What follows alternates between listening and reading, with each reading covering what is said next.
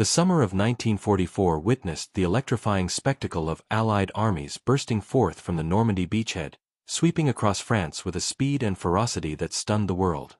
Days after the D-Day landings, tanks, jeeps, and infantry divisions tore through German lines, liberating towns and cities at a breathtaking pace. Generals like George S. Patton epitomized this lightning-fast advance, pushing his Third Army so aggressively that his forces frequently outran their own maps.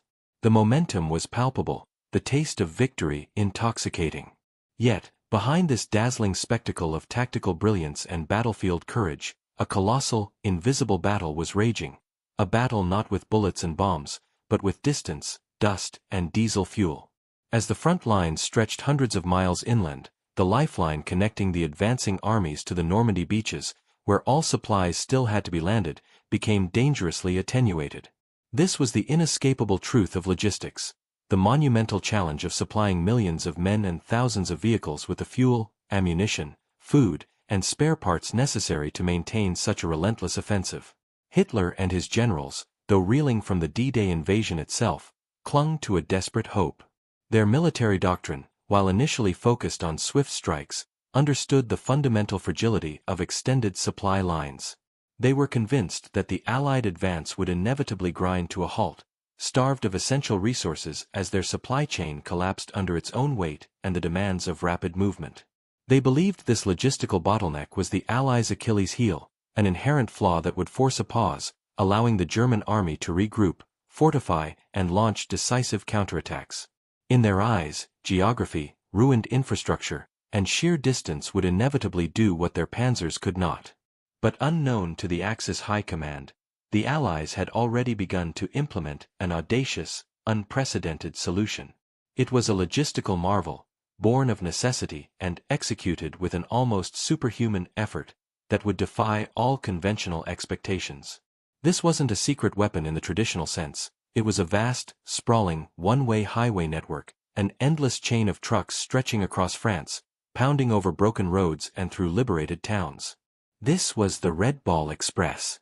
The Red Ball Express was more than just a convoy system.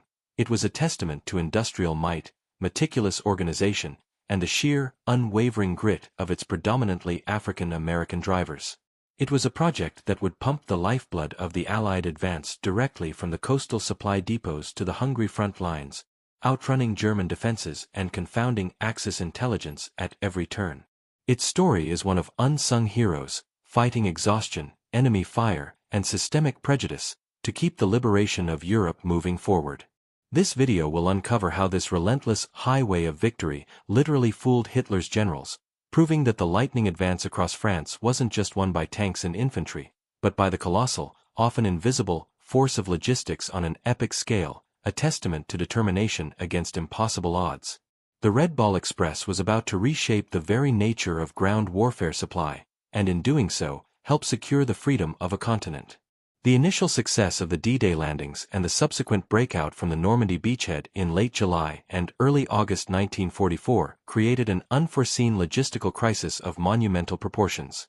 Operation Cobra, the American offensive, had ripped through German lines, and the subsequent rapid advances across France, spearheaded by fast-moving armored divisions, suddenly turned tactical success into a logistical nightmare.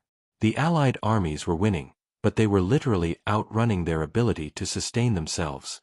The problem was multifaceted and urgent, including rapid front-line advance. Armored divisions, particularly General Patton's audacious Third Army, were sometimes advancing 50 miles or more in a single day. While this pace was devastating to the retreating Germans, it meant the front lines were moving exponentially faster than the supply depots on the Normandy beaches. Lack of functional ports. Although the Mulberry harbors and Pluto pipelines were performing marvelously, they were tied to specific beachheads. Major deep-water ports further east, like Le Havre and Antwerp, were still in German hands or, once captured, systematically destroyed by retreating Axis forces. Repairing and bringing these ports fully online would take weeks, if not months. Destroyed infrastructure. 4 years of war and Allied bombing had ravaged France's infrastructure. Bridges were blown, rail lines were cut, and many roads were cratered, mined, or simply inadequate for the volume of heavy military traffic. This made conventional rail and road transport incredibly difficult and slow. Immense consumption rates. The Allied armies were a voracious machine. Each infantry division needed hundreds of tons of supplies daily, while an armored division on the move could consume a staggering 350,000 gallons of gasoline and 2,500 tons of supplies in a single day. This included ammunition, food, water, medical supplies, and spare parts. Multiply that across dozens of divisions, and the demand was astronomical. General Omar Bradley, commander of the 12th Army Group, famously stated, "The supply situation was a more formidable opponent than the German army." Without a swift and continuous flow of these essentials, the lightning advance would stutter, stall, and eventually grind to a halt. Tanks would run out of gas, artillery would run out of shells, and the entire momentum that had been so hard-won in the hedgerows of Normandy would be lost. This pause would grant the retreating German forces a critical window to regroup, establish new defensive lines, and potentially launch devastating counterattacks. German intelligence, though reeling from their battlefield defeats, understood this fundamental vulnerability perfectly. They had always believed that the vast distances and lack of ports would ultimately cripple any Allied deep penetration. They meticulously tracked Allied advances, calculating their projected fuel and ammunition needs, and predicted that the logistical tail would inevitably snap. High-ranking German officers, even as their armies retreated in disarray, clung to the hope that Allied supply lines would collapse, buying them invaluable time to stabilize the front. They were searching for signs of the Allied advance slowing, believing that the very success of the breakout would become its undoing. The existing supply methods were simply inadequate. Beach offloading, even with Mulberry B, had its limits. Pipelines, while critical for fuel, didn't carry ammunition or other dry cargo. The rail network was shattered. Air transport was too limited for the bulk required. A new, dedicated and massive solution was needed, one that could literally create a highway of supplies from the beachheads to the rapidly shifting front lines. The logistical choke point was threatening to strangle victory in its cradle, and the desperate need for a solution would give birth to one of the most audacious supply operations in military history. Faced with the imminent collapse of their supply chain and the threat of losing hard-won momentum, Allied logistical planners scrambled for an answer. The solution needed to be immediate, capable of handling an enormous volume of supplies, and resilient enough to operate across hundreds of miles of damaged infrastructure. It became clear that only a dedicated, massive trucking operation could meet the urgent demands of the advancing armies. From this desperate necessity, one of the most legendary logistical operations in military history was born: the Red Ball Express. The concept was simple in its brilliance, yet staggering in its scale. It involved creating a strictly controlled one-way system of truck convoys, designed to move supplies from the deep water ports and beachhead depots in Normandy directly to the rapidly shifting front lines. This wasn't just a collection of trucks, it was a strategically conceived, high-speed, military highway system, improvised and implemented in a matter of days. The name Red Ball Express, derived from the distinctive red circles painted on the front of each vehicle, often with a white number indicating its position in the convoy, along with red flags. These markings signaled absolute priority. Drivers of the Red Ball Express had right-of-way over all other traffic, a revolutionary concept on the chaotic roads of wartime France. Military police were stationed along the routes to enforce this, clearing intersections and ensuring the relentless flow of supplies. The routes themselves were meticulously planned as a one-way loop. Dedicated roads leading east towards the front were for loaded trucks only, prohibiting return traffic. Separate, parallel routes, often less maintained, were designated for empty trucks returning to the supply depots on the coast. This eliminated congestion, maximized speed, and dramatically increased throughput. It was an ingenious adaptation of a railway system to a road network, ensuring a continuous, unbroken chain of supply. The scale of the Red Ball Express was unprecedented. At its peak, the operation involved approximately 6,000 trucks, running virtually non-stop, 24 hours a day, 7 days a week. These trucks were predominantly the ubiquitous American 2.5-ton GMC CCKW, deuce-and-a-half cargo trucks, the workhorse of Allied logistics, but also included larger 4-ton and 10-ton vehicles. To operate this massive fleet, an enormous pool of drivers was required, an estimated over 10,000 men were involved in driving, maintaining, and managing the Red Ball Express at its height. These drivers became the unsung heroes of the advance. They were tasked with delivering millions of tons of critical supplies. Fuel, the lifeblood of the mechanized army, pumped from Pluto pipelines or shipped by tanker, was distributed via the Red Ball. Ammunition, ensuring tanks and artillery never ran out of shells. Food, sustaining the fighting men, often delivered fresh from the depots. Medical supplies, crucial for treating the wounded and keeping the army healthy. Spare parts, essential for maintaining the thousands of vehicles operating under grueling conditions. Mail and personal items, though less critical for combat, the delivery of mail from home was immensely important for soldier morale, providing a vital psychological link to loved ones and a sense of connection to civilian life. The establishment of the Red Ball Express was a testament to the urgency of the moment. It was organized and launched in a frantic 2-week period in late August 1944, a direct response to the deepening logistical crisis. It was an improvised solution, built from scratch with existing resources, but designed with a precision and scale that would redefine military logistics. It would prove to be the critical umbilical cord, transforming the lightning-fast breakout into a sustained, unstoppable drive towards the heart of Germany, a logistical marvel that would confound German intelligence and forever earn its place in the annals of wartime ingenuity. While the strategic concept and organizational brilliance of the Red Ball Express were immense, its operational success ultimately rested on the shoulders of the individual truck drivers. These were the true unsung heroes of the Allied advance across France, predominantly African-American soldiers who, against a backdrop of systemic racial segregation and prejudice within the U.S. military, drove with extraordinary courage, resilience, and an unwavering commitment to the mission. Their story is one of profound dedication, often overlooked in the broader narratives of the war. At its peak, the Red Ball Express employed an estimated 75% African-American drivers. Despite facing discrimination, being assigned to segregated service units, and often denied opportunities for combat roles, these men were thrust into one of the most vital and dangerous logistical operations of the war. They answered the call with extraordinary commitment, proving their invaluable worth through sheer grit and determination. The schedule for these drivers was brutal. They typically worked in shifts that stretched up to 20 hours a day, often with only a few hours of sleep before getting back behind the wheel. They drove in all weather conditions, through the choking dust of a dry August, the torrential rains of autumn that turned French roads into muddy quagmires, and the freezing cold of winter. Mechanical breakdowns were frequent due to the constant strain on their vehicles, requiring drivers to perform roadside repairs, often by themselves, in the dark and cold. Exhaustion was a constant companion, pushing men to their physical and mental limits. Many resorted to makeshift methods to stay awake, from chewing gum and drinking coffee to slapping themselves or even tying themselves to the steering wheel. The dangers they faced were constant and multifaceted.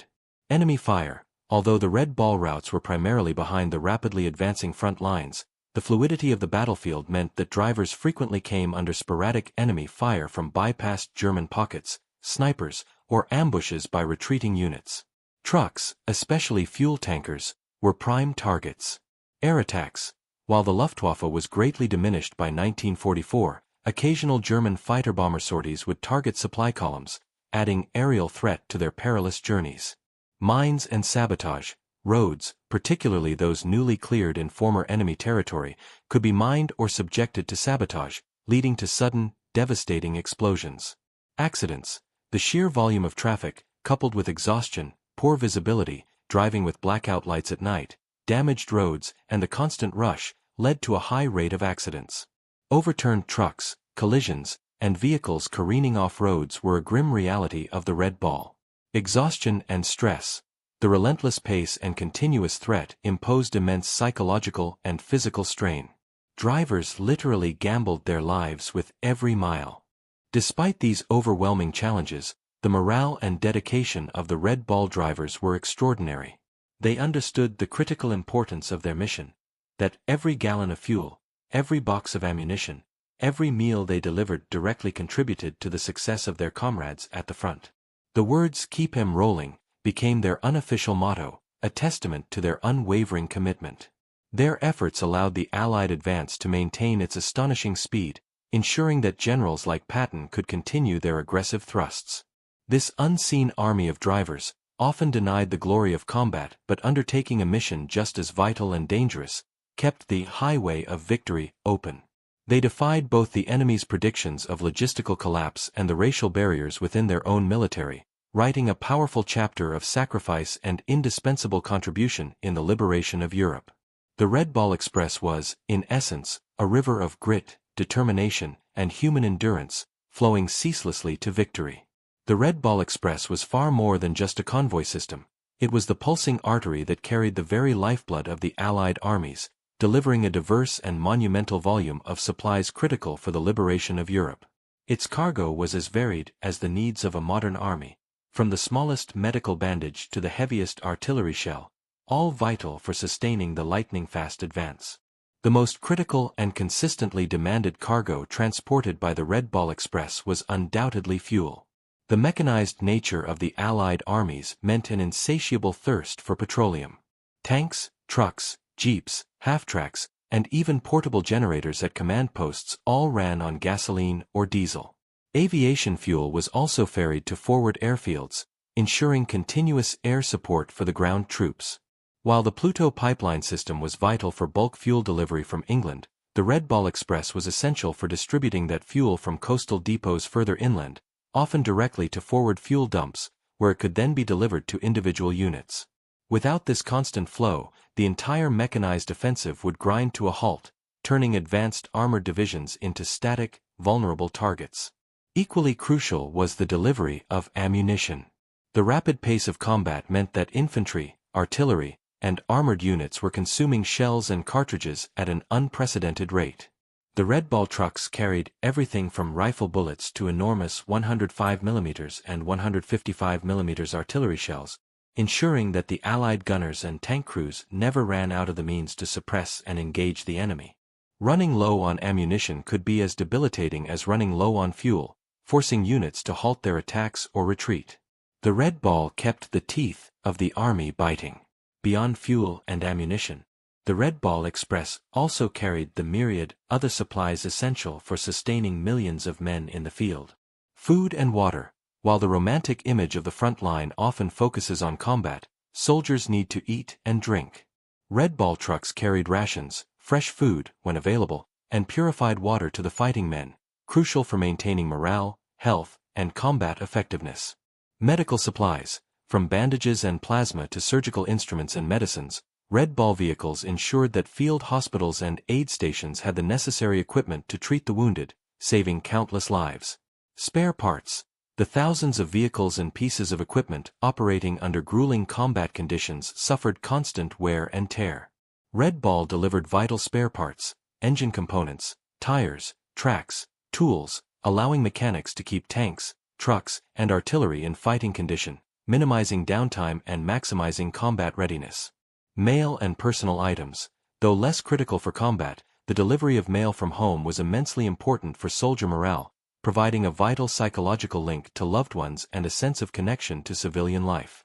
The supplies were loaded at massive coastal depots, primarily in Normandy, where they were sorted and organized for specific destinations at the front.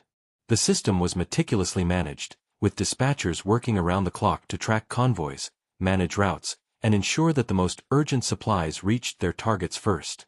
The Red Ball designation itself was a priority signal, giving these convoys precedence over all other road traffic, reflecting the absolute critical nature of their cargo. For the advancing Allied armies, the sight of a Red Ball convoy, laden with supplies and rumbling towards the front, was a profoundly reassuring one. It symbolized the unwavering industrial might of the Allies and the relentless determination of their logistical arm. It meant that despite the speed of their advance and the destruction of the battlefield, they would not be abandoned. This continuous, unseen river of material, managed with meticulous precision and driven by incredible human endurance, was the true lifeblood of the liberation, proving that victory was indeed sustained by logistical mastery as much as by battlefield prowess. To manage the colossal flow of supplies and prevent utter chaos on the roads of liberated France, the Red Ball Express relied on a meticulously planned network of strategic routes and a set of strict operational protocols. This wasn't merely a collection of trucks, it was a highly organized, military-grade highway system, improvised and implemented with remarkable precision to support a continental advance. The core of the Red Ball Express was its unique, one-way loop system. This ingenious design adapted railway traffic principles to a road network, eliminating head-on collisions and minimizing congestion. Up routes, eastbound dedicated routes, often the best available roads, were designated exclusively for loaded trucks heading towards the front lines. These were the priority arteries, often marked with distinctive red signs displaying Red Ball Express and route numbers. All other civilian and military traffic was strictly prohibited from using these routes in the opposite direction.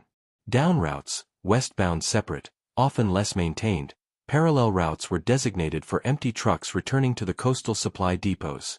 This kept the loaded trucks moving swiftly and continuously, ensuring a rapid turnaround time. This strict one-way system was enforced with unwavering discipline. Military police, MPs, were deployed along the entire length of the Red Ball routes. They directed traffic, cleared intersections, and ensured that no unauthorized vehicles or personnel interfered with the flow of the convoys. The sight of an MP waving on a Red Ball convoy, while other traffic waited patiently, was a common, if sometimes frustrating, reality for other military units and civilians. The strategic routes typically originated from the major supply depots established near the Normandy beaches, such as those around Cherbourg, once operational, and the initial landing zones. From these coastal hubs, the routes stretched hundreds of miles eastward, deep into France, terminating at forward distribution points, or dumps, close to the rapidly shifting front lines. These dumps were constantly moved forward as the Allied armies advanced, requiring the Red Ball routes to be continually extended and adapted. Strict operational protocols. Beyond the one-way routes, a series of stringent rules governed every aspect of the Red Ball Express to maintain efficiency and security. Convoy system. Trucks rarely drove individually. They traveled in convoys, typically 10 to 20 trucks strong, led by a convoy commander, and often escorted by jeeps armed with .50 caliber machine guns for protection against ambushes or air attacks. This provided mutual support and made them easier to manage. Priority status. The red ball markings on the trucks and the red flags flown from their lead vehicles were universal symbols of top priority. This meant faster passage through checkpoints, immediate attention from maintenance crews, and right-of-way on all roads. Maintenance and repair. Despite the relentless schedule, a vast network of maintenance units and recovery vehicles was established along the routes. Breakdowns were common, but trucks had to be repaired or recovered quickly to avoid disrupting the flow. Drivers were often skilled mechanics themselves, performing immediate roadside fixes. Security. While behind the main front, the routes were never entirely safe. Drivers were armed, and convoys maintained vigilance against bypassed German pockets, snipers, and saboteurs.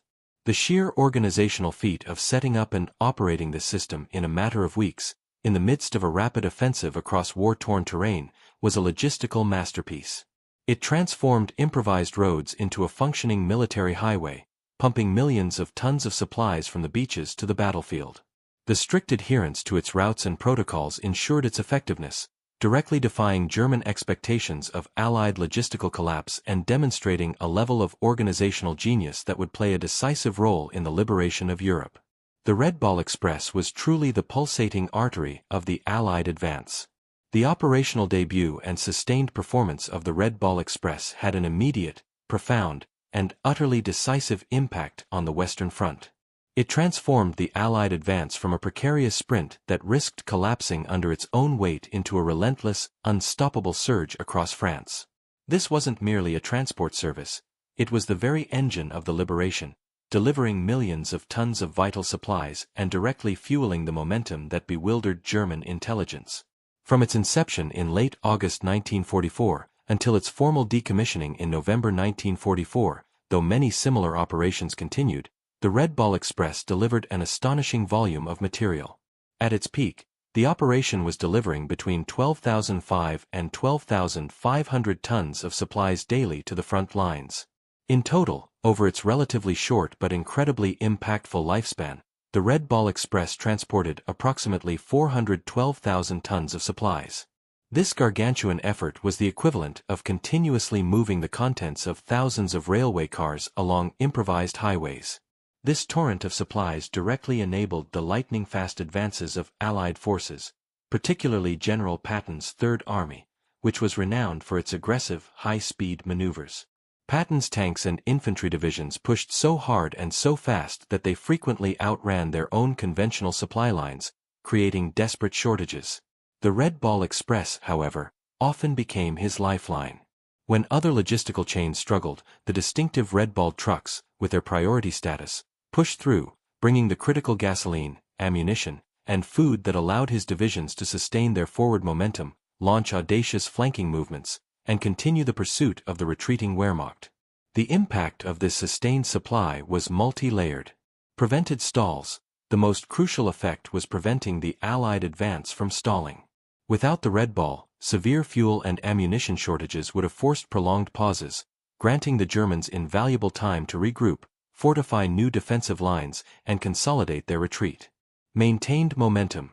The continuous flow allowed the Allied armies to maintain offensive pressure, denying the enemy any respite. This relentless pursuit broke German morale and prevented them from establishing a stable front. Strategic flexibility. Commanders gained greater strategic flexibility, knowing that their aggressive operations would not immediately be hobbled by supply limitations.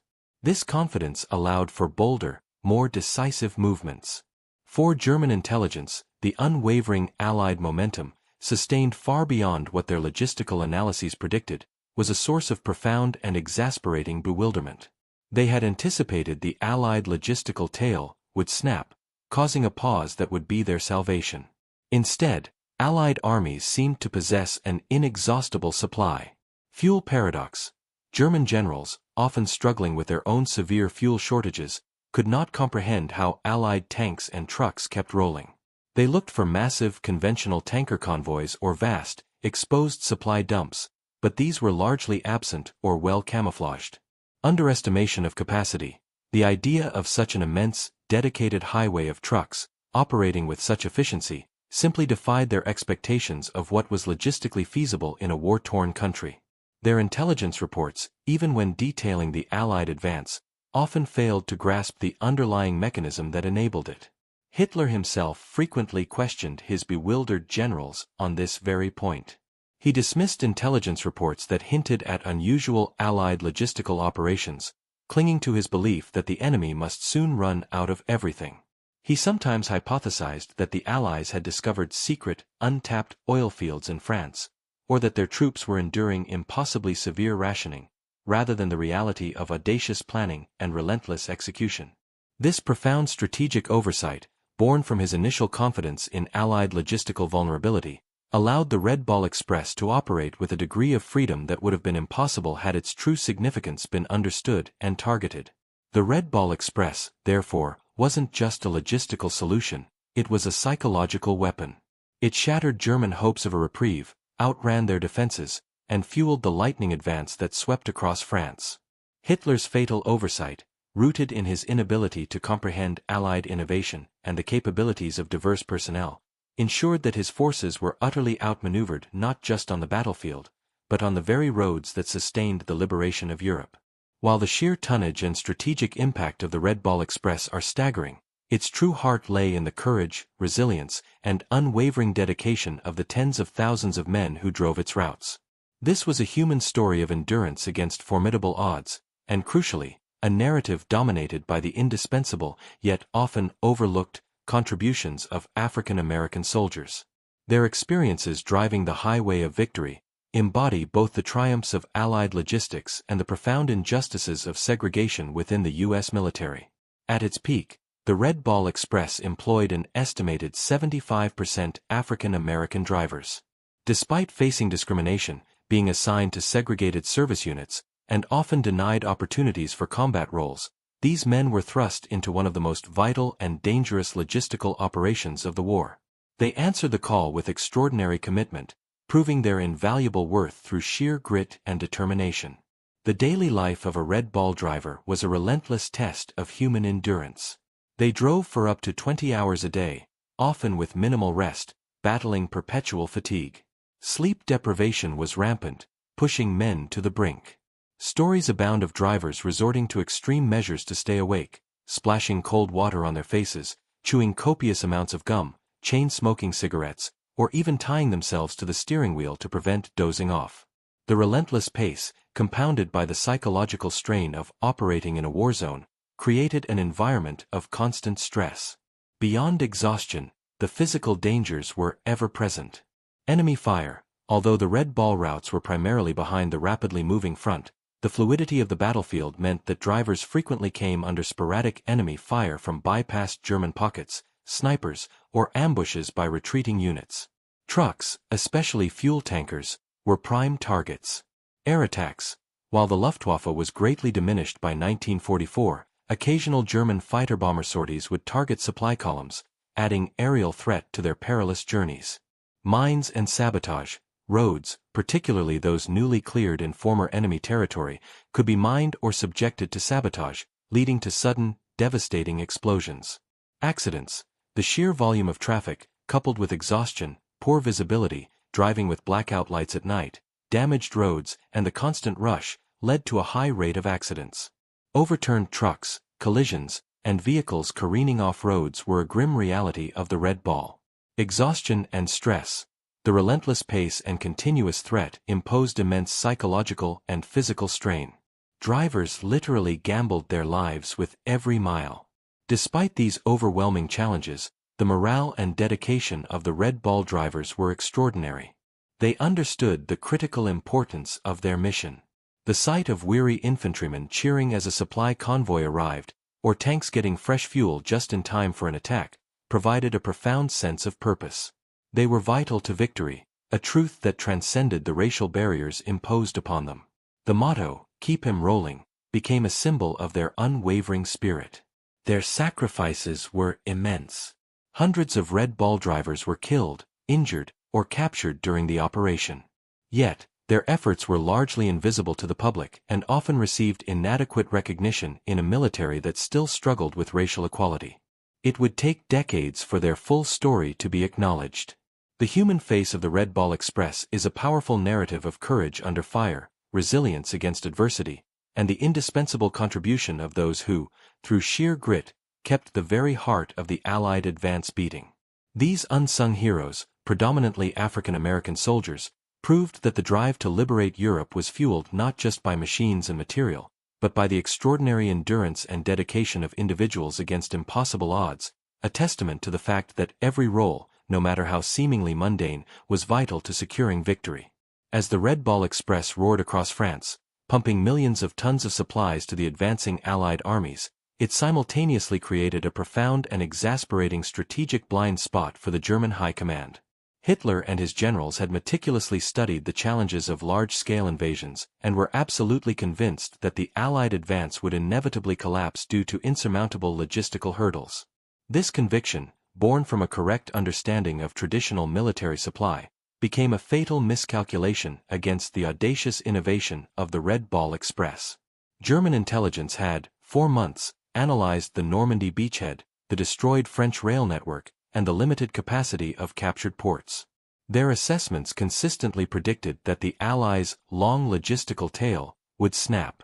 They calculated the astronomical fuel and ammunition demands of mechanized warfare and concluded that sustaining such an aggressive offensive hundreds of miles from the coast, through war-torn territory, was simply impossible. They believed any deep penetration into France would be followed by an enforced, lengthy halt, buying the Wehrmacht invaluable time to regroup, fortify new lines, and launch decisive counterattacks. Yet, day after day, week after week, the Allied armies kept moving. Patton's Third Army, in particular, became a source of intense frustration. German generals, often struggling with their own severe fuel shortages, could not comprehend how Allied tanks and trucks maintained such a relentless pace. The fuel paradox. German generals, often struggling with their own severe fuel shortages, could not comprehend how Allied tanks and trucks kept rolling. They looked for massive, conventional tanker convoys on the roads that would have been easy targets for the dwindling Luftwaffe, but found none on the scale that would explain the consumption. The existence of Pluto, the underwater pipelines, remained a secret to them, further deepening the mystery of the fuel supply. The supply mirage, the sheer volume of other supplies, ammunition, food, spare parts, also baffled them. Their reconnaissance reported no overwhelming rail traffic, and while some truck convoys were seen, their scale seemed disproportionate to the sustained offensive. Hitler himself frequently questioned his bewildered generals on this very point. He dismissed intelligence reports that hinted at unusual Allied logistical operations, clinging to his belief that the enemy must soon run out of everything. He sometimes hypothesized that the Allies had discovered secret, untapped oil fields in France, or that their troops were enduring impossibly severe rationing. He failed to grasp that the Allies had invented an entirely new logistical system. This profound underestimation was rooted in several factors. Conventional thinking. German military planners were excellent within their established paradigms but struggled with radical, unconventional solutions, especially those outside direct combat engineering. The idea of improvising a dedicated, high-speed, one-way trucking network of this scale simply fell outside their analytical framework. Allied secrecy and deception. The Red Ball Express was born quickly and organically out of necessity, without the long, observable planning of a major invasion. Combined with Pluto and the Mulberry harbors, the Allies had created a double blind of logistical innovation that was deliberately obscured. Racial bias. Tragically, the pervasive racism within the German military, and indeed, within the Allied militaries, likely contributed to their oversight. The idea that predominantly African American service units could execute such a critical, highly efficient operation on this scale was probably unthinkable to a command steeped in racial prejudice, leading them to dismiss or underestimate the effectiveness of these units. The consequence of this blind spot was strategic paralysis. Had German intelligence understood the critical role and vulnerability of the Red Ball Express, they would undoubtedly have diverted significant resources, including remaining U-boats, if they'd understood Pluto, Luftwaffe squadrons, and ground sabotage teams, to attack these crucial supply arteries. But they didn't. They were fighting a phantom logistical battle, constantly trying to solve a problem that, for the Allies, had already been solved by sheer organizational genius and human endurance. The Red Ball Express, therefore, wasn't just a logistical solution, it was a psychological weapon that systematically undermined German strategic confidence. It shattered their hopes of a reprieve, allowed the Allied armies to outrun their defenses, and fueled the lightning advance that swept across France. Hitler's fatal oversight, rooted in his inability to comprehend Allied innovation and the capabilities of diverse personnel, ensured that his forces were utterly outmaneuvered not just on the battlefield, but on the very roads that sustained the liberation of Europe. The relentless rumble of the Red Ball Express, though silenced decades ago, echoes through the annals of military history as one of World War II's most critical, yet often unsung, triumphs. From its desperate inception in the chaotic aftermath of the Normandy breakout to its peak as the pulsing artery of the Allied advance across France, this monumental logistical operation fundamentally altered the course of the war in Western Europe. It was a victory forged not on the battlefield with bullets and bombs, but on the dusty, muddy roads, through sheer willpower, audacious organization, and the tireless dedication of thousands of drivers. The legacy of the Red Ball Express is multifaceted and profoundly significant. Logistical breakthrough. It redefined military logistics for large-scale, rapid advances. The concept of a dedicated priority, one-way highway system for supply, adapted from railway principles, proved indispensable. The Red Ball became a case study in how to overcome shattered infrastructure and immense distances through innovative organization and sheer industrial might. Its principles would influence subsequent military and commercial logistics. Fueling victory. The Express delivered an astonishing 412,000 tons of supplies, including millions of gallons of fuel, ammunition, and food.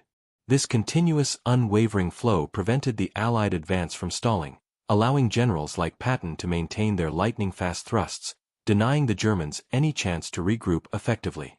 Without the Red Ball, the momentum achieved after D-Day would have been lost, potentially prolonging the war and costing countless more lives. Unsung heroes and racial justice. The Red Ball Express stands as a powerful testament to the indispensable contribution of African American soldiers during World War II.